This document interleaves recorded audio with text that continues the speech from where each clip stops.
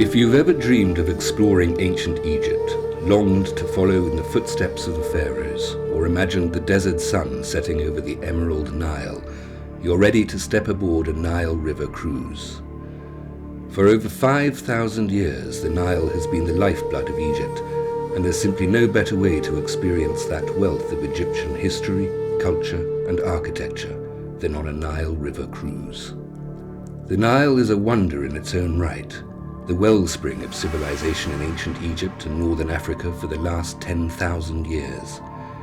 In a desert region where it only rains a few times a year, the Nile is the only consistent source of water to sustain the necessities of civilization, such as agriculture and drinking water. The Nile River is the longest in the world, at 6,695 kilometers. For good reason. Most of the great cities and wonders in ancient Egypt and neighboring Sudan were built along its banks.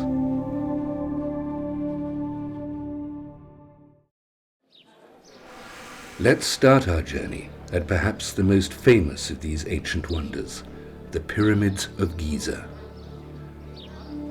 The Giza Plateau is the northern extension of the necropolis of Memphis on the west bank of the Nile, and is today among the suburbs of modern Cairo. When visiting the Giza pyramids for the first time, you anticipate the experience of standing before these magnificent structures rising out of the desert sands in a kind of time warp. The Giza Plateau is famous for 3 pyramids. Khufu's son, Khafre, constructed a pyramid next to his father's monument. From a distance, Khafre's pyramid looks higher than Khufu's, but this illusion is due to the structure's site on rising ground. The 3rd pyramid belongs to Menkaure and is the smallest of the 3. When they were built, they were encased in thousands of blocks of white limestone from the Tura quarries across the river, and must have presented an imposing sight, shining from a great distance in the scorching sunlight of the desert. Now, most of the casing stones have gone, stolen in ancient times, but some can still be seen on the apex of Khafre's pyramid. To date, archaeologists have found 118 pyramids in Egypt, but the most perfect and biggest of them all is that built by Khufu, a ruler from the 4th dynasty, 2600 to 2487 BC. Known as the Great Pyramid, the 147-meter structure is the first of the 7 ancient wonders of the world, and the only one still standing. More than 4,500 years ago, about 100,000 workers painstakingly stacked up 2 million limestone blocks over 20 years to create a pyramid with a precise 51-degree slope on 4 sides. The structure consists of an enormous quantity of limestone blocks estimated at around 2,300,000, quarried from an area southeast of the pyramid and transported over a ramp to the construction site. Khafre's monuments have survived better than most, and his period makes an impressive backdrop to the Great Sphinx, which lies next to his causeway and was probably part of the pyramid complex. To the north of Khafre's Valley Temple lies the Great Sphinx in its own enclosure.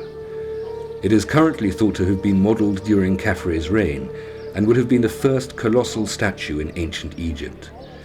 This monument, almost the national emblem of Egypt, has sparked the imagination of travellers, scholars, poets and writers for centuries.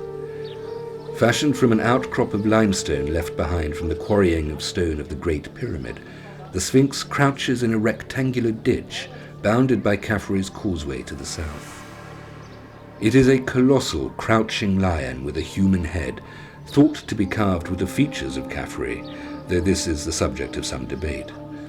The body of the Sphinx, almost 60 meters long and 20 meters high, was carved from alternate soft and hard layers of sediments and marly limestone laid down during the formation of the Giza Plateau in the geological Eocene period.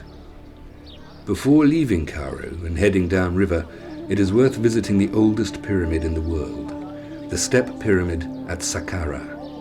Saqqara is the location of the principal necropolis of ancient Memphis, dating from the time of the foundation of the city. The site covers 9,000 hectares, crowded with burials that span much of the whole period of Egyptian antiquity. A quick flight to Luxor Airport, and we're soon on our way, cruising down the Nile. Before we depart, however, we need to visit two sites of great importance, Karnak Temple and Luxor Temple. Thebes was the capital of New Kingdom Egypt. Karnak is the biggest temple complex in the world, covering an area of 100 hectares, and there is nowhere more impressive to the first-time visitor. Much of it was restored during the last century, and our knowledge of the buildings here in different periods of Egyptian history increases every year. In ancient times, Karnak was known as Ipet Isut, the most select of places. The temples are built along two axes, east-west and north-south, with the original Middle Kingdom shrine built on a mound in the center of what is now called the Temple of Amun. An avenue of ram-headed sphinxes leads the visitor towards the entrance. The sphinxes are fantastic beasts with the body of a lion and the head of a ram, a symbol of the god Amun. Through the entrance is the famous hypostyle hall. Standing among its 134 gigantic columns, the visitor can't help but be inspired by the grandeur of the place. The center 12 columns are larger, at 21 meters tall, and have open papyrus capitals which may have been intended to symbolize the original mound of creation. The other 122 columns are 15 meters tall and have closed capitals, perhaps representing the swamp that surrounded the mound. The hypostyle hall was begun by Amenhotep III, who built the side walls which close off the space between the second and third pylons. It was not completed until the reign of Seti I, who carved his beautiful raised reliefs around the walls of the northern half. His son, Ramesses II, completed the decoration of the southern half of the walls and pillars, often overcarving his father's reliefs with his own crude sunk relief carvings. Following a paved path along the side of the central court, the visitor comes to a building known as the Festival Temple of Thutmose III, anciently called Most Splendid of Monuments. The pillars inside the hall are said to imitate the ancient tent poles of a pavilion, unique in Egyptian architecture, and still show good remains of the colored decoration. Moving west, past the shrine of the gods' wives of Amun, we come to the open-air museum, which houses various blocks and reconstructed shrines found in other parts of Karnak. French archaeologists have spent the past few years rebuilding the chapel from the available blocks, a very difficult task due to the original construction techniques.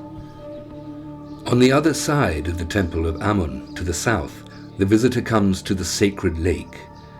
The area in the foreground was originally a fowl yard, and the domesticated birds belonging to Amun were driven from here through a stone tunnel to the lake each day. Karnak can be a confusing place. Its buildings span a long period in Egyptian history. Most visitors on guided tours have very little time to see much of the temple, and many visits are needed to get even a brief idea of the temple as a whole. The earliest remains found at Luxor Temple date to the 8th dynasty. Unusually, the temple does not face the river, but its main access faces Karnak, with the remains of an avenue of sphinxes pointing to the processional way. This remaining 200-meter avenue of human-headed sphinxes was erected by Nekhutnebu I. The modern entrance to the temple is to the west, and after descending the new stone steps, the visitor faces the massive pylon. From the Greek word meaning gate, a pylon is a monumental entrance wall to a temple. A gateway in the form of a pair of truncated pyramids serving as the entrance to the temple. This one at Luxor Temple is 21 meters high, which was a later addition by Ramesses II. 6 statues of Ramesses stood here before, but only 3 remain, with one of the original pair of tall obelisks. The court of Ramesses II would have been the original forecourt of Amenhotep III's building. On the northwestern side is a triple ship shrine of Amun, Mut, and Khonsu, constructed in sandstone, with features belonging to the earlier structure of Hatshepsut, retained in the rebuilding. Ramesses' great court features a colonnade around each of its sides, interspaced with colossal statues, many of which the king usurped from Amenhotep III. When entering the colonnade of Amenhotep, you may notice a slight change in the access of the earlier part of the temple. This colonnade, with its 14 tall papyrus columns, was unfinished at Amenhotep's death, and its decoration only completed during the reign of Tutankhamun. The colonnade leads into the elegant columned court of Amenhotep III, with ship shrines of Mut and Khonsu at its southern end. Beyond the portico on the south side of the court is a room which was transformed into a cult chapel of the Roman legion based at Luxor during the 3rd century AD. The room was plastered over, and this has served to preserve the painted reliefs of Amenhotep III. A niche-shaped shrine is now a modern entrance to a small offering hall or vestibule with pharaonic scenes of sacrifices and offerings to the gods. Leaving Luxor behind, we're soon cruising down the Nile. Our next stop is Esna. Esna Temple dates back to the Ptolemaic and Roman period, and one of the last temples built in Egypt stands today in its excavation pit, 9 meters below the modern ground level. It was dedicated to the god Khnum. Esna Temple would once have been built to a plan similar to the temples of Edfu and Dendera, but all that now remains is the hypostyle hall built by the Roman Emperor Claudius, who extended earlier buildings. The oldest part of the structure seen today is the west, or the back wall, which would have been the facade of the original temple. The part of the temple we see today is around 1/4 of the size of the original building. The roof of the hypostyle hall is still intact, supported by 24 columns, each with varied floral capitals. They are decorated with texts describing the religious festivals of the town and several Roman emperors before the gods. The ceiling of the hypostyle shows Egyptian astronomical figures on the northern half and Roman signs of the zodiac on the southern half. The temple facade is constructed in the style of the period, with the usual screen walls inset with columns. The reliefs show the Roman emperors, named by their cartouches, before many of the Upper Egyptian deities. There is a frieze of the Nile gods along the base of the facade. After passing through Esna Lock, we soon cruise further down the Nile, and we arrive at Edfu.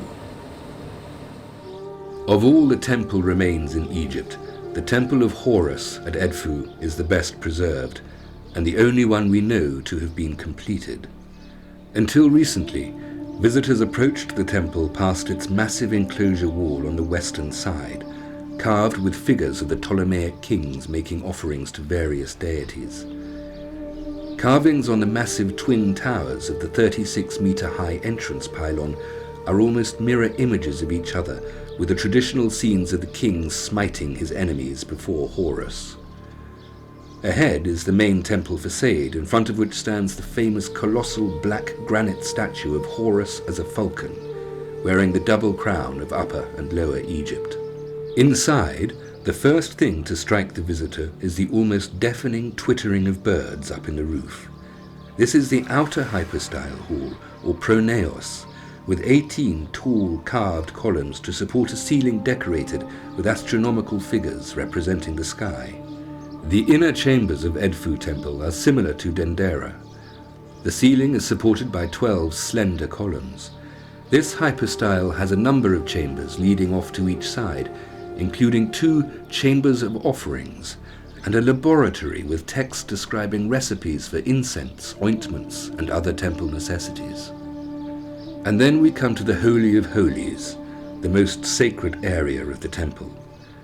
The sanctuary contains the oldest object in the temple, a granite naos shrine, which would have contained the cult statue with cartouches of Nectanebo II of the 30th dynasty.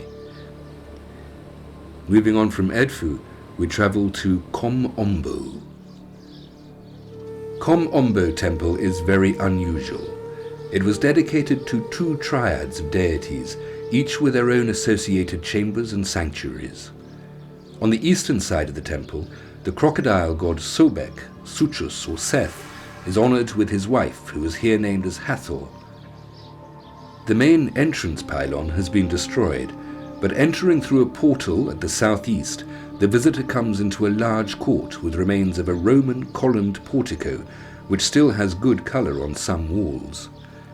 In the center of the court stands the base of an altar with granite basins on either side, which may have been used to catch ritual libations. The first hypostyle hall, behind typical Ptolemaic pillars and screen walls, has ornate floral columns with well-preserved ritual scenes on the walls. Ptolemy VIII, Neos Dionysos, is shown on the right, making offerings to 4 mythical beasts. With only one more temple to see on our journey, we decide to pay a visit to Kitchener Island. An oval-shaped island in the Nile at Aswan was given to Lord Horatio Kitchener in the 1890s for his part in the Sudanese campaigns while he was the Egyptian proconsul. Kitchener, who was a keen gardener, turned his island home into a botanical garden, importing exotic plants and trees which flourished in the Aswan climate. The botanical garden was constructed in 1899 under the supervision of the Ministry of Irrigation. The visitor to Kitchener's Island today will find a peaceful paradise full of shady trees, beautiful flowers, and unusual plants among the paved walkways. The island is a haven for rare exotic birds of many kinds, and their colorful plumage can be glimpsed in the branches of most of the trees. It is the perfect place for an afternoon stroll or a little contemplation during an otherwise hectic holiday. We leave the colorful Kitchener Island and head south to the last stop on our Egyptian tour, the Temple of Isis on Philae. A short trip in a motorboat will bring the visitor suddenly to a magnificent vista of the island before landing at what would have been the ancient quay on the south side. The earliest of the surviving monuments of Philae is the kiosk of Nechtenabu I of the 30th dynasty. Most of the other structures are Ptolemaic and Roman and were reused by the early Christians when the temples were finally closed by the Emperor Justinian in 550 AD. The main temple is dedicated to Isis and was the center of the cult of Isis and Hathor during the Roman period. It was the last pagan temple in use in Egypt. Beginning at the south of the island, Nechtenabu's structure is a hall with screen walls linked by graceful columns. There are 2 colonnades on the east and west sides of the courtyard leading to the first temple pylon. The first pylon was built by Ptolemy XII and decorated in traditional Egyptian style, with reliefs of the king subduing his enemies and worshipping the goddess Isis.